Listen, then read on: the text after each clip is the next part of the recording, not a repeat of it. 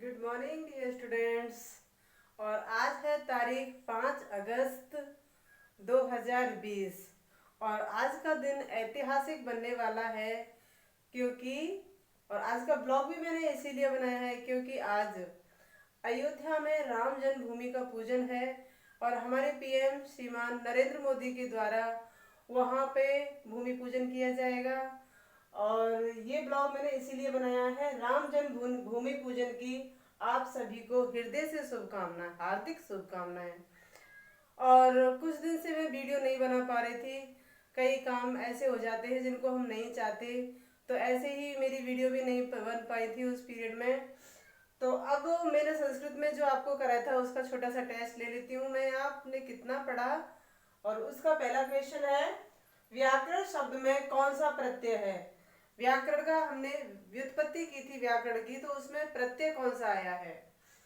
फिर है, संस्कृत शब्द में कौन सा उपसर्ग है। संस्कृत की व्युत्पत्ति की थी, खंडन किया था उस शब्द का, तो उसमें उपसर्ग कौन सा है। फिर मैंने कराए थे आपके लिए उच्चारण स्थान, तो च का उच्चारण स्थान क्या है। फिर धातुएं भी लिखाई थी जब सर्वनाम कराए थे, तो धातुओं में पट धातु उसके साथ साथ लिखाई थी। तो उसमें मध्यम पुरुष एक वचन, प्रथम पुरुष, मध्यम पुरुष और उत्तम पुरुष ये थे, और एक वचन, द्विवचन और बहुवचन। तो आपको मध्यम पुरुष एक वचन निकालना है क्या है। और ये मैंने आपको बताया था, आपसे क्वेश्चन किया था कि श्रावण का जो महीना है, सावन का, ये संस्कृत के लिए क्यों स्पेशल है। क्यों, कहीं ना कहीं इसका संस्कृत जो राखी का त्योहार आता है ये उस संस्कृत से रिलेटेड है, मतलब कहीं ना कहीं जुड़ा हुआ है। तो सबसे पहले वीडियो जो बनाई थी उसमें मैंने आपको बताया था गुरु पूर्णिमा के लिए, तो शिष्य जो हम जो मतलब गुरुकुलों में शिक्षा लेने के लिए शिष्य जो जाते हैं वहां पे गुरु पूर्णिमा का इसलिए था विशेष कि उस दिन हम गुरुकुल में प्रवेश करते हैं, मतलब शिक्षा लेते हैं, मतलब दाखिला लेते हैं, अपना एडमिशन लेते हैं। और राखी का क्या जुड़ाव है, तो संस्कृत गुरुकुलों में संस्कृत की पढ़ाई होती है, पहले वेद पढ़े जाते थे तो वो संस्कृत की पढ़ाई होती थी, हिंदी नहीं थी। तो संस्कृत का जुड़ाव इसलिए है क्योंकि जुलाई के महीने में स्कूल खुलते हैं, अभी भी चल रहा है ये, तो जुलाई के महीने में स्कूल खुल जाते हैं। तो ये सीक्वेंस ऐसे पहले भी ऐसी प्रक्रिया थी, गुरु पूर्णिमा से शुरू हो जाते थे दाखिला मतलब एडमिशन, और फिर ये पढ़ाई चलती रहती थी। तो कहीं ना कहीं क्या जुड़ाव है इसका।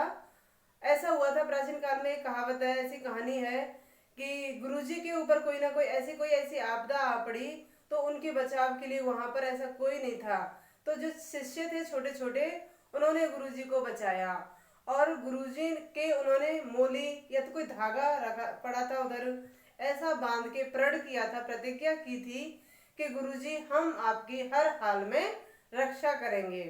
फिर धीरे धीरे धीरे धीरे ये त्योहार के रूप में बन गया, और ये त्योहार भाई बहन का त्योहार बन गया।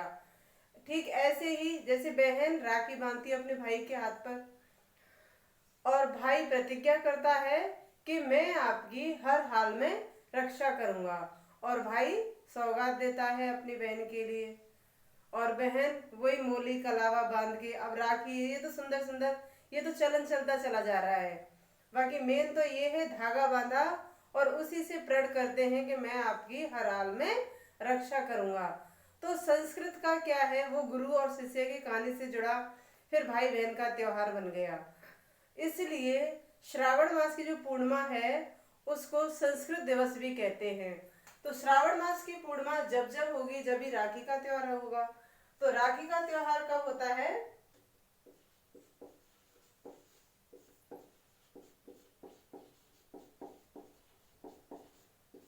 ये त्योहार ऐसे लिखा जाता है ना कि ऐसे, ये गलत है।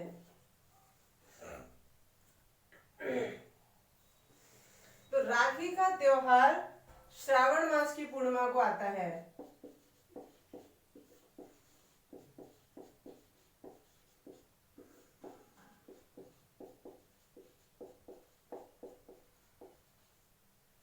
और श्रावण पूर्णिमा को संस्कृत में श्रावण है, और हिंदी में ये तत्सम शब्द हो गया और ये तद्भव शब्द हो गया, बदल गया। ये बदल गया, तद्भव शब्द बन गया। तो श्रावण पूर्णिमा को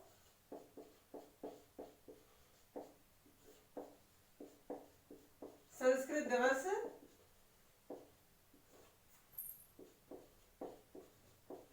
मनाया जाता है।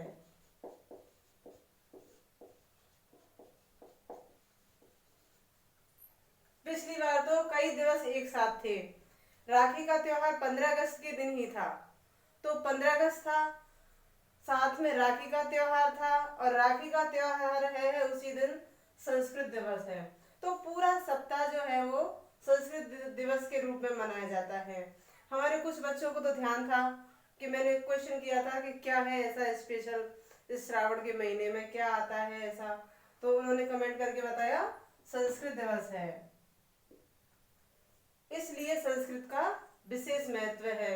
अब संस्कृत वाले इस टॉपिक को हम यहीं पर विराम देंगे, और अब हम कल से हिंदी स्टार्ट करेंगे।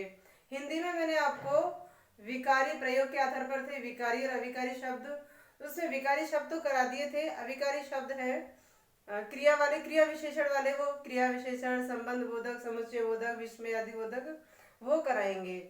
क्योंकि कुछ बच्चों की डिमांड आ रही है कि मैम हम रीट की तैयारी या बीएसटीसी की बीएड की तैयारी कर रहे हैं, तो हमारे लिए हिंदी व्याकरण का पढ़ना बहुत जरूरी है इस टाइम पर। तो मैं हिंदी व्याकरण कराऊंगी, उसके बाद में उनका पेपर होने के बाद में रीट का तो होता रहेगा, लेकिन बीएड और बीएसटीसी का पेपर है उसके बाद में संस्कृत करेंगे। तो तब तक हम हिंदी व्याकरण करेंगे, और हिंदी व्याकरण संस्कृत को हम आगे बढ़ाएंगे, पीछे थोड़ा सा बाद में कर लेंगे। तो मेरे साथ आप पढ़ते रहिएगा। थोड़ी सी वीडियो में थोड़ा गैप आ गया, उसको हम मिटाएंगे और कंटिन्यू पढ़ाई करेंगे। और मेरी वीडियो लाइक करें, शेयर करें, कमेंट करें, और सब्सक्राइब करना ना भूलें, और अपने फ्रेंड्स में, रिलेशन में शेयर करें, जिससे कि मुझे भी अच्छे से मोटिवेशन मिलता रहे और मैं अपने अच्छे से पढ़ाती रहूं। धन्यवाद।